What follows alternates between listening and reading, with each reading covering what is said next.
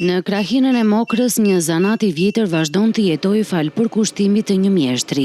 Gjevit Hyko, 70 vjeç, konsiderohet sot kovaçi i fundit në këtë zonë, duke mbajtur gjallë një profesion të domosdoshëm për jetën e fshatit dhe për banorët që merren me bujqësi. Punishten e tij Gjeviti e sheh si një vend qetësie, me zjarrit dhe goditjeve të Çekiçit, ku prej moshës 22 vjeçare punon dhe farkëton vegla të ndryshme bujqësore.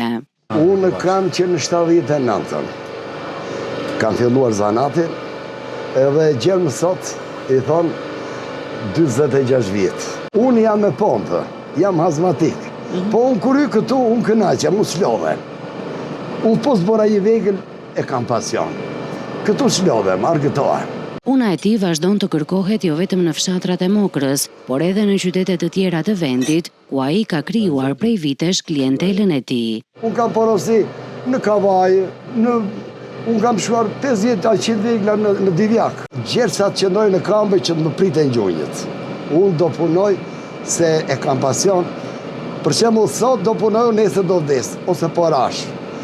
Këtë e kam sa t'jem që ndoj në kambe. Dikur në zonën e Mokrës numëroheshin rreth 18 kovaç, ndërsa sot ka mbetur vetëm Gjeviti. 70 vjeçari e konsideron këtë një zanat që duhet ruajtur si pjesë e trashëgimisë, ndërsa këtë pasion po e trashëgon tashmë tek i biri.